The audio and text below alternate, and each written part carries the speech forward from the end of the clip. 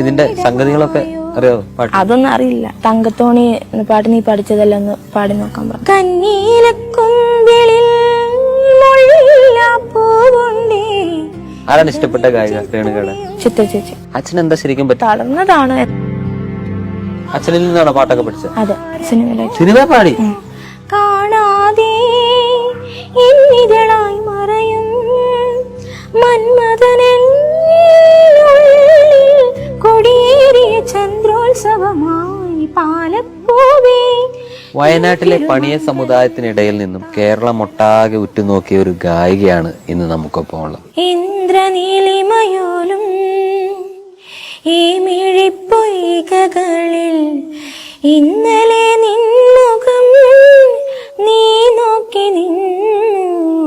ഇന്ദ്രനീലിമയോലും ഇന്നൊരു ഹൃദയത്തിൻ കുന്തളതാഗ്രഹത്തിൽ പൊന്മുളം തണ്ടുമോതി നീരുന്നു. അതിൻ പൊരുൾ നിനക്കേതോ മാറിയില്ലല്ലോ. അതിൻ പൊരുൾ നിനക്കേതോ മാറിയില്ലല്ലോ. ഇന്ദ്രനീലിമയോലും ഈ മിഴിപ്പൊയ്കകളിൽ ഇന്നലെ നിൻമുഖം നീ നോക്കി നിന്നു. ഇന്ദ്രനീലിമയോലും. പേര് പോലും ചോദിക്കുന്നതിന് മുമ്പ് ഞാൻ വേറൊരു കാര്യം ചോദിക്കുകയാണ്. ഇത്ര മനോഹരമായ ഒരു ശബ്ദം എങ്ങനെയാണ്? അത് അച്ഛനും പാടും. അച്ഛനും പാടുമോ?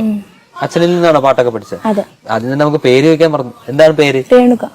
രേണുക എന്ത് ചെയ്യുന്നു? ഞാന് +1 പോവാണ്. +1 പഠിക്കാൻ പോവാണ്. 10ാം ക്ലാസ് കഴിഞ്ഞേ ഉള്ളൂ. 10ാം ക്ലാസ് കഴിഞ്ഞൊരു ഗായികയുടെ ശബ്ദമാണ് നമ്മളിപ്പോ കേട്ടത്. ആണോ? പാട്ടൊക്കെ പഠിക്കാൻ പോയിട്ടുണ്ടോ? ഇല്ല. പിന്നെ എങ്ങനെയാണ് ഈ പാട്ടൊക്കെ പഠിച്ചത്? ഞാൻ യൂട്യൂബിലൊക്കെ കരോക്കെ ഉണ്ടാവല്ലോ, അത് നോക്കി പഠിച്ചതാണ്. യൂട്യൂബ് നോക്കിയിട്ടാണ് ഈ പാട്ടൊക്കെ പഠിക്കുന്നത്. അപ്പൊ ഇതിന്റെ സംഗതികളൊക്കെ അറിയോ? അതൊന്നും അറിയില്ല, കേട്ട് പഠിക്കും. അച്ഛൻ പാട്ടുകാരനാന്ന് പറഞ്ഞല്ലോ, അച്ഛനാണോ പാട്ട് പഠിപ്പിച്ചൊക്കെ? അച്ഛന് ഞാനൊന്നും പഠിച്ചിട്ടില്ല, എന്നാലും അത്യാവശ്യം പാടും. അച്ഛൻ എങ്ങനെയാണ് പാടാറ്? ഏത് തരത്തിലുള്ള പാട്ടുകളൊക്കെ? പഴയ പാട്ടുകളൊക്കെ തന്നെ? പഴയ സോങ്. ഒരു ഇൻസ്റ്റാഗ്രാമിൽ ചെറിയൊരു അക്കൗണ്ട് ഉണ്ടല്ലോ, അധികം ഫോളോവേഴ്സ് ഒന്നും ഇല്ലാത്ത. അതിന് തരുന്ന പാട്ടെല്ലാം വളരെ പഴക്കം ചെന്ന അല്ലെങ്കിൽ ഒരു വിന്റേജ് ഗാനങ്ങളാണല്ലോ.